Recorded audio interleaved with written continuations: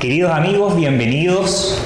Clínica Inmunocell y la Fundación La Voz de los Pacientes Chile les hace una bienvenida a este programa Conectados por el Cáncer. El día de hoy, en nuestro primer capítulo, tenemos a una tremenda invitada, una gran amiga y hematóloga, la doctora Jimena Valladares, que nos va a hablar de un tema bastante complejo e importante, como son los síndromes mielodisplásicos. Los dejo invitados y bienvenidos.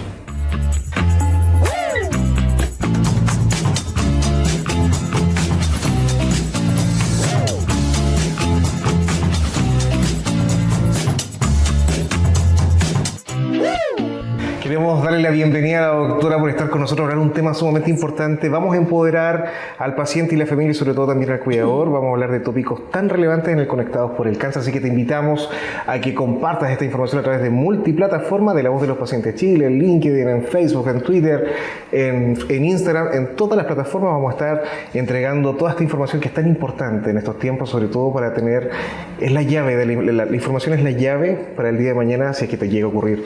Vamos a hablar, doctora, bienvenida, ¿cómo está? Muchas gracias, muy bien, gracias. Qué bueno. Doctora, vamos a hablar qué es lo que es el síndrome mielodisplásico y cuál es su realidad en Chile. Bien, primero darle las gracias por la invitación para hablar de esta enfermedad un poco desconocida. En realidad los síndromes mielodisplásticos actualmente se conocen como neoplasias mielodisplásticas. Su nombre cambió en las últimas clasificaciones y en realidad es un cáncer a la sangre, es un tipo de cáncer a la sangre que ya se reconoce como cáncer desde el 2002. Ya no tenemos muy en la cabeza como tiene este nombre de síndrome mielodisplástico, muy probablemente nosotros no tenemos muy incorporado que es un tipo de cáncer. Y sí, lo que pasa acá en el país con esta enfermedad es que probablemente es subdiagnosticada. No tenemos datos chilenos en relación a esta enfermedad. Sí hemos hecho algún esfuerzo de registro a nivel latinoamericano, pero Chile siempre va un poquito al debe con eso.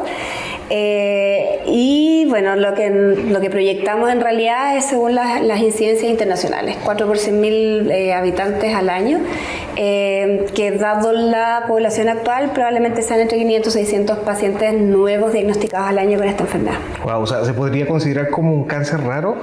Es raro, pero cada vez es más frecuente porque la población se ha ido envejeciendo y esta es una enfermedad que empieza a aumentar su incidencia a partir de los 60 años. En este caso, doctora, si nosotros contáramos hoy en día, tal como lo establece la Ley Nacional del Cáncer, con un registro, ¿cierto?, de enfermedades, podríamos tener como el dato exacto de cuántos pacientes hoy en día tenemos con esta patología, ¿no? Exactamente, nosotros estamos trabajando en base a proyección y probabilidades. Exacto. Una cosa interesante en base al Registro Nacional de Cáncer es que se supone que en los próximos meses va a salir una instrucción de que el cáncer va a ser de notificación obligatoria. Claro. Por lo tanto, probablemente ya en los próximos años vamos a poder tener al menos los números de incidencia de las distintas patologías. Es tan importante conocer, ¿cierto?, la realidad país, sobre todo que tenemos tantas macrozonas distintas. Exacto. Y eso va variando también en la calidad de los pacientes. ¿Entre qué edades más o menos la mielodisplasia en este caso se va desarrollando? ¿Tenemos algún Mira, en general, algún rango? Como es una enfermedad que se va desarrollando lentamente por ciertas mutaciones que uno va adquiriendo en el tiempo, tiene mayor incidencia en pacientes más adultos. Sobre los 60, 70 años empieza a aumentar progresivamente y en realidad se conoce como el segundo cáncer hematológico más frecuente del adulto mayor. Ah, mira. Cosas que uno no sabía en el fondo y que ahora hemos ido aprendiendo en la práctica y sobre todo yo creo que por el envejecimiento de la población. Wow. ¿Cuáles son los síntomas? ¿Cómo se manifiesta? ¿Cómo una persona de los adultos mayores que nos están viendo y que nos acompañan constantemente a través de las redes, de las plataformas digitales, cuáles son los signos de alerta? ¿Cómo se manifiesta esta patología? Mira, es bien engañosa porque en realidad no tiene muchos síntomas. En realidad esto habitualmente es un hallazgo a los hemogramas cuando están los números del hemograma bajos, es decir, hay anemia, hay baja defensa o hay baja de plaquetas. Y en realidad los síntomas que pueden presentar los pacientes en base a la anemia, por ejemplo, el síntoma de la anemia, el cansancio, si tiene las plaquetas bajas puede empezar a tener moretones fácilmente. Perfecto. Pero en realidad no hay un síntoma específico. Wow, pero qué importante es conocer, igual, en caso de cualquier eventualidad, porque muchas veces nuestros adultos mayores son más porfiados, pues no van tanto al médico, pues, van cuando ya... Y además uno a veces también desestima, no sé, una anemia en un adulto mayor porque, bueno, tiene varias enfermedades y probablemente es parte de... Oye, pero la anemia está full tendencia en adultos mayores, sino también por la alimentación, me imagino, ¿no? Sí, también. Totalmente. Absolutamente. ¿Cómo se clasifica la mielodisplasia? Mira, la mielodisplasia es como una enfermedad bien árida en el sentido de que su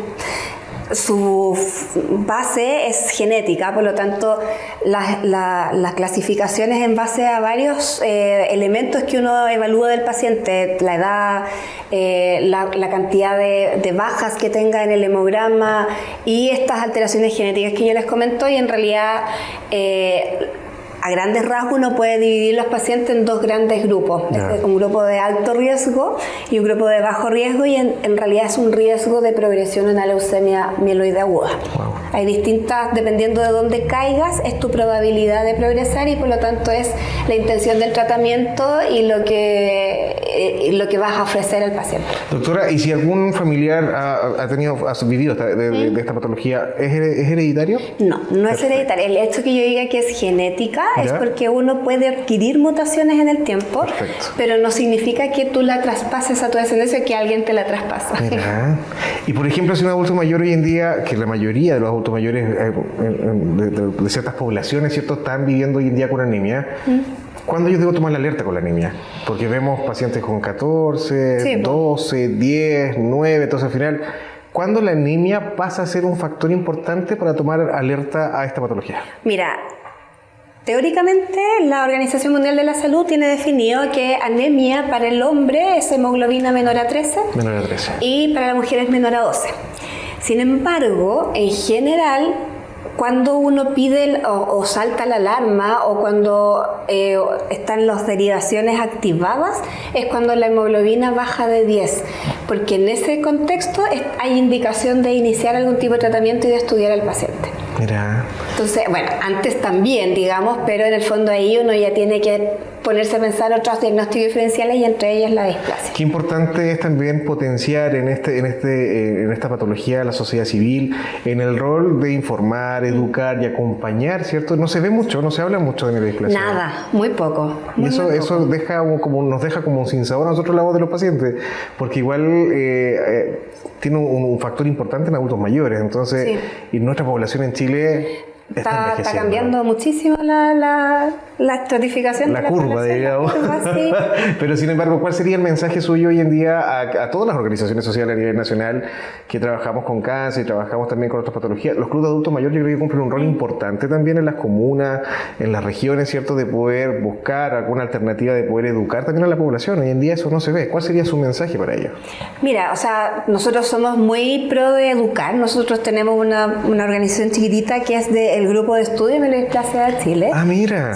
Nos formamos hace un año, acabamos de hacer una jornada chiquitita, pero también queremos en el fondo llegar a los pacientes y a la atención primaria. Creemos que también, independiente de que hagamos cosas a nivel como de especialistas, tenemos que llegar a las bases, porque lo que tenemos que llegar es que haya un buen diagnóstico y un diagnóstico precoz y una derivación precoz para que nosotros podamos hacer nuestro trabajo bien hecho y los pacientes puedan salir adelante y no encontrarlos ya cuando están con todo muy bajo y que ya es mucho más difícil de manejar. O sea que podríamos contar con ustedes, doctora, en caso de que fuéramos a alguna comuna. Muy pronto tenemos una actividad con Clínica Munocel, con nuestro director médico, el doctor Alejandro Berkovich. Nosotros estamos mucho en terreno y trabajamos mucho con adulto mayor. Yo creo que sería bonito también comenzar a lo mejor a explorar otros caminos de poder acercar los profesionales hoy en día que son tan escasos, en APS sobre todo, convengamos. Además que hay mucha rotación también en atención primaria, pero nosotros creemos que en realidad tenemos que partir de la base, o sea, un buen diagnóstico y una buena discriminación y un buen tener todos los diagnósticos en la cabeza es súper importante para hacer las derivaciones. Y si un paciente con esta patología quiere consultar con ustedes, ¿cómo lo puede hacer? Mira, por ahora tenemos solo una página, o sea, tenemos un Instagram, si quieren tenemos solo un Instagram que es Gen Chile, que en el fondo tenemos ahí, somos hematólogos de todo Chile, del norte, del sur y del área metropolitana, que estamos dedicados a la displasia y que podríamos ayudar. En el fondo nosotros queremos empezar a hacer actividades y empezar a sensibilizar acerca de esta cosa, porque en realidad es súper poco conocido. Por eso les agradecemos que nos hayan invitado. De igual manera, les invitamos a la gente de acá en el GC, va a estar saliendo la información para que ustedes puedan inscribir, hacerle like ahí en Instagram para que así puedan seguir toda la información, para que así sigan también la cuenta y puedan compartir también, que es tan relevante hoy en día. Doctora, voy con un tema de las transfusiones. Hoy en día hay muchos sesgos en el tema de las transfusiones, hubieron muchas teorías tiempo atrás que me podía contagiar y un sinfín de cosas que hasta el día de hoy es un tema muy tabú, que no se habla mucho y que día a día también estamos viendo que se requieren personas que requieren sangre, ¿cierto? Y los bancos de sangre están quedando hoy en día quizás en un déficit importante. ¿Cómo le cambiamos esa percepción a las personas y cómo avanzamos en este caso, en este tópico? Mira, hoy en día yo creo que las transfusiones son un procedimiento bastante seguro. Se hace un chequeo importante, se hace un checklist de los donantes muy agresivo, muy intenso, digamos, en términos de viajes, de si toman algún medicamento, si han estado con infección. Entonces, en el fondo, se escoge muy bien al donante y además esa sangre se estudia, se hace una doble inactivación viral, que se conoce que en el fondo es para no hacer estos contagios que existieron en los años 80, que eso sí, lo conocimos. Porque no había eso, no estaba esa tecnología y ahora sí. Entonces, en realidad, yo creo que es un procedimiento bastante seguro. Sí estamos muy al debe, porque en realidad la mayoría de las transfusiones es por reposición, en el fondo. No hay muchos que vayan en forma así espontánea a donar sangre, y eso ha generado un déficit que la otra vez lo veía en el diario, alrededor de un 40% de los bancos de sangre. En el fondo te alcanza lo que llega solo para suplir lo que estás usando y no tienes el stock. Mira, qué relevante. Falta mucho y ojalá todos también se sensibilicen para donar sangre. Sería importante, porque ayudamos a tantos pacientes, a tantas familias y por sobre todas las cosas en estos tiempos que se requiere y dejar esos sesgos. Yo creo que esos temas pasados ya no son los reales. Quiero llevarte a un tema que a mí me interesa mucho, de las opciones de tratamiento en relación al área mediodisplasico, ¿cierto? Porque vemos que día a día los pacientes requieren nuevas alternativas terapéuticas. Estamos llegando tardísimo, sobre todo con la elaboración de guías clínicas, ¿cierto?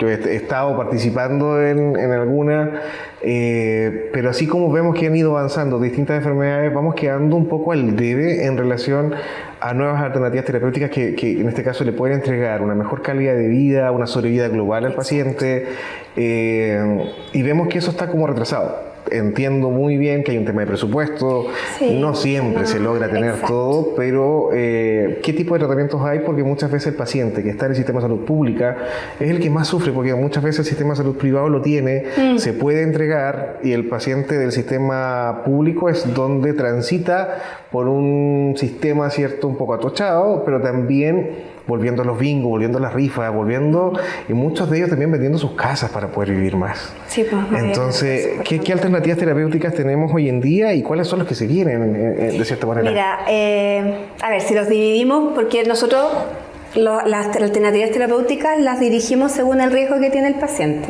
Entonces, en alto riesgo, voy a partir por el alto riesgo, que en el fondo son pacientes donde el tratamiento va a cambiar la dirección de la enfermedad, porque tú vas a frenar esa posible progresión a leucemia amiloide aguda, ¿cierto? Ahí tenemos hipometilantes como la azacitidina, que en el servicio público lo tenemos disponible por el Comité de Drogas de Alto Costo. Perfecto, por DAC. Por DAC, ¿ya? Entonces está para síndromes mielodisplásticos de alto riesgo y leucemias mielomonocíticas crónicas de alto riesgo. Mira, con esas dos indicaciones está la azacitidina, que es este hipometilante, que es en el fondo el que tiene más evidencia y que ha demostrado mejoría de sobrevida en el fondo en estos pacientes. Eso es importante. Eso es súper bueno. Cuando se habla de sobrevida, corríjame, doctora, por favor, porque muchos pacientes dicen, el doctor me dijo que este medicamento tenía sobrevida global. Ya, Sí. pero ¿qué es lo que es la sobrevida global para que quieres traer la casita La de sobrevida global en el fondo es el tiempo que tú tienes en que no estás enfermo y en que probablemente sí puedes estar requiriendo un tratamiento. En el fondo es que no vas a morir de la enfermedad. ¿Ya? Todos, además, si nos preguntan, nosotros siempre hablamos desde las probabilidades que tenemos de la evidencia científica que nosotros podemos ver, pero cada paciente es súper distinto, entonces también tener ese concepto de que cuando preguntan cuánto tiempo tengo o cuánto me dura el tratamiento, nosotros vamos a dar un promedio que es lo que tenemos, son números de la evidencia, pero cada paciente es diferente. Uno sabe cómo parte, pero en el camino pueden pasar muchas cosas y no sabes cómo vas a seguir. Entonces esto también es un depende bien grande, que en el fondo te embarcas en esto y en el camino tú vas viendo las respuestas, porque son tratamientos de respuesta lenta, de largo aliento, son crónicos, entonces también un poco no tener esa expectativa de que nosotros vamos a decirle así con certezas, porque lo que menos tenemos son certezas en estos casos. Pero sin embargo le podemos hacer un cambio de vida. Exactamente, o sea, podemos optar con buenas probabilidades a poder hacer un cambio de vida y tener mucho tiempo libre de enfermedad. Qué importante es el conocimiento, qué importante es saber qué tipo de tratamiento es que a usted le van a entregar. Por eso hacemos un llamado a que consulte siempre a su médico. ¿Qué tipo de tratamiento es? ¿Cuánto me va a durar? ¿Esto lo tengo que costear? ¿Está en el DAC? ¿Está en el GIES? Exacto, si hay financiamiento. Si es que hay financiamiento en este caso, o si es que es ISAPRE, si es que está también disponible a través del sistema privado. Doctora, ¿cómo es el acceso a tratamiento en Chile? Bueno, yo tengo una cátedra que podríamos hablar toda la tarde, pero sin embargo, en este tópico en particular, ¿cómo es el acceso? ¿Cómo lo ve usted? Mira, como te digo, en el alto riesgo más o menos similar si comparamos servicios públicos y privados, digámoslo así. Si nos vamos al bajo riesgo, yo veo que hay un poco más de diferencia, que lo hemos comentado muchas veces, incluso con expertos que han venido de otros países, porque en el fondo, en el bajo riesgo, uno no busca modificar el curso de la enfermedad porque el riesgo no supera el 2% o 5% de progresar a leucemia. Entonces, lo que uno busca es alivio sintomático, es decir, mejorar la anemia, mejorar las plaquetas, mejorar la condición del paciente. Y en ese sentido, claro, para mejorar las plaquetas, ponte tú, podríamos usar en bajo riesgo un agonista de la trombopoyetina, puede ser romiplostim o el trombopag, y claro, eso no lo tenemos disponible en el sistema público. Entonces ahí solo podemos optar a transfusiones si es que el paciente está con plaquetas muy, muy bajas. Podríamos usar corticoides en algunos casos, pero también son la minoría los que presentan algo autoinmune asociado. Perfecto.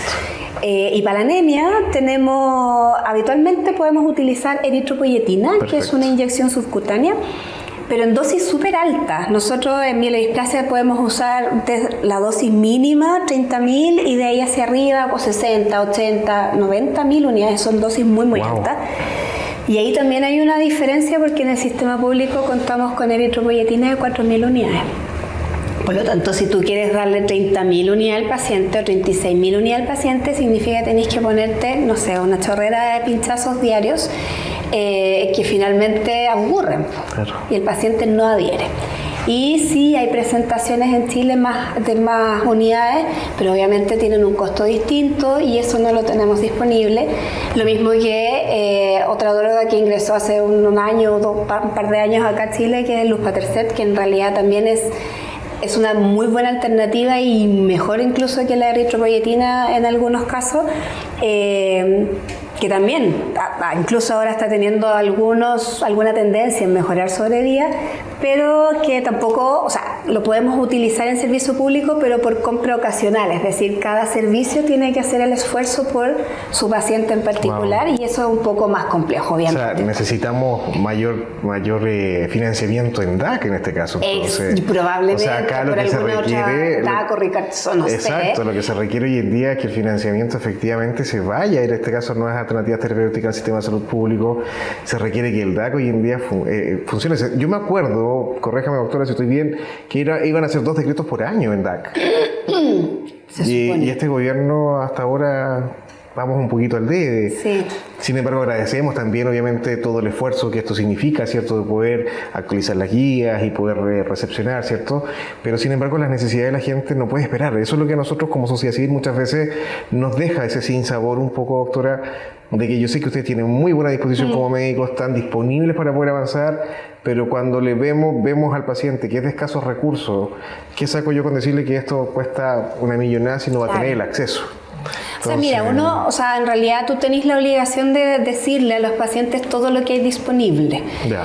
Pero lamentablemente, claro, también tienes que decirle si está en el servicio público que lamentablemente hay cosas a las que no vamos a acceder o podemos acceder, pero tenemos que pedir permisos y eso demora. O sea, tenemos un gran trabajo todavía por hacer como sociedad civil y sobre todas las cosas empoderar al paciente, acompañarlos y por sobre todas las cosas acercarles esta información a usted. Yo creo que es clave para poder avanzar. Si tiene algún factor de riesgo, algún síntoma en particular, consulte. Si está, por ejemplo, hoy en día en APS una persona adulta mayor, un adulto mayor en particular, tiene que ir a su médico general y él lo va a derivar a un especialista a ustedes en el sistema de salud público, ¿no? Claro, en el fondo la pega que hace APS en el fondo es cuando ve bajas en el hemograma, hace una discriminación un poco de las causas más frecuentes, déficit de vitaminas, algún tipo de otra enfermedad, sangrado, daño hepático, cosas que pueden hacer durante en APS, digamos, y si ya sacaron las causas más frecuentes y que pueden resolver ahí, lo derivan a los especialistas en los centros, en los hospitales que correspondan.